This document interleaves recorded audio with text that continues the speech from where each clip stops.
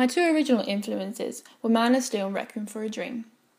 Man of Steel was my main structural influence, as I based my structure on this with a similar breakup of titles and unspectacular images and clips. I used teasing clips to create mystery and avoid giving away any of the storyline. Originally, I wanted to use similar titles such as the release date, directors and producers. However, I felt using a drug-related quote to hint at the themes, as the clip didn't really highlight this, worked better with my film. For Requiem for a Dream, I based my jump cuts of Frankie against the graffiti wall on the scenes of Jared Leto in the film.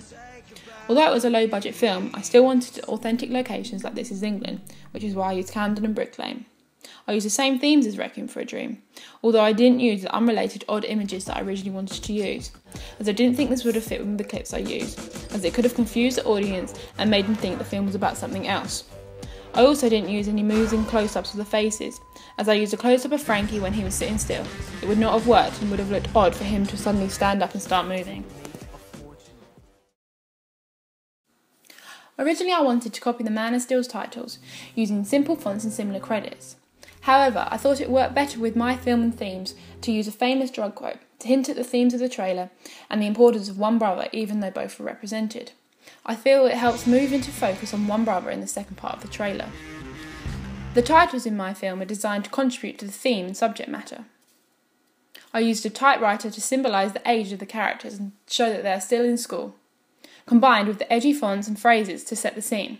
I think it is very fast-paced, and black and white shows bleakness and seriousness of the problem, such as the darkness and the drugs that the characters are taking.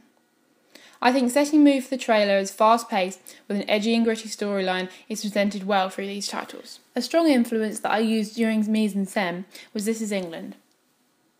The film presents clear themes of family and friendship in a similar way that I wanted to use in my trailer, and an edgy tone that intrigues the audience. I wanted to create a similar aspect and atmosphere to the This Is England trailer, and I thought I did this well. Although This Is England is a period drama, 1983, I wanted to base my costume on this, as I wanted the characters to be alternative and highlight the niche aspects of the film. With this, I used mise en scène to fit in with the themes. I then used music, Made in England, which was inspired also by This Is England, as you can see from the title and the themes of the song.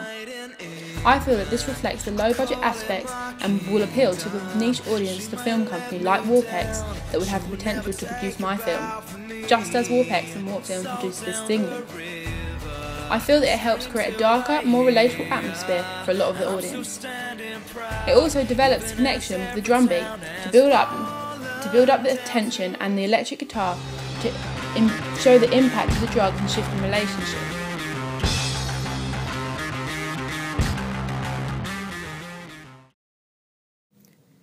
During mise en scène, I tried to reflect the atmosphere and the mood with the weather. For example, horrors surround their characters with darkness and turbulent weather. With this, I tried to use grim weather to match the surroundings and the characters and the dark drug aspect storyline. I originally tried to schedule filming accordingly to the weather, as I wanted a brighter summer day at the beginning of the trailer, when the brothers were happy. With these shots, I tried to make it as highlighted as possible to really identify the changing mood and atmosphere, as it was not possible to have the weather as I wanted.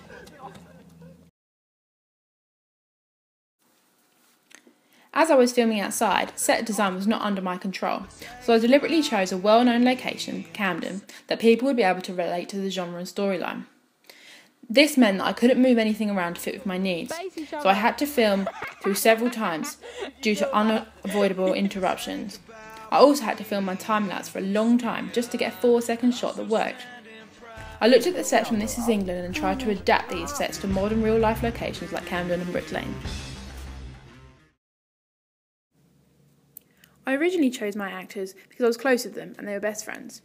Unlike most conventional films, I based the story around my actors, as I knew we had trouble last year finding reliable actors that fitted the characters we had already developed.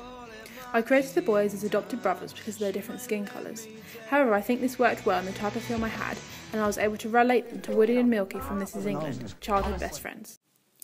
For my poster, I used similar conventions to the This Is England poster, as I identified the main characters in a significant location according to the storyline.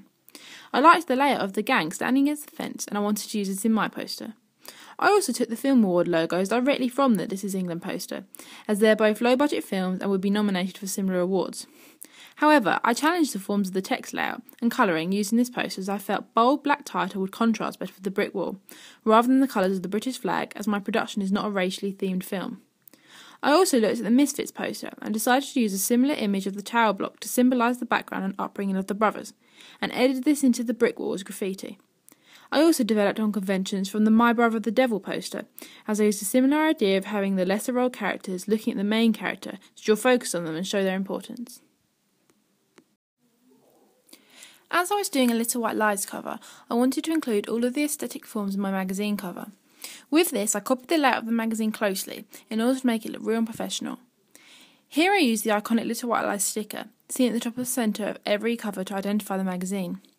I also used an edited photo of my main character as the main focus of the cover to follow the forms of the magazine, as usually only one character is represented.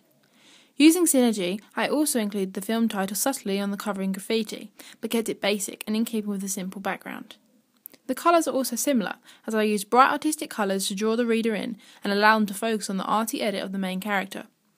With this, I didn't really challenge the forms of the magazine, as I tried to include as many of these conventions as I could and keep my ideas similar to the magazine, as I was not very confident with Photoshop. In terms of genre, plot, mise-en-scène and character, I feel that my teaser trailer very much uses and capitalises on the already established conventions of real media product.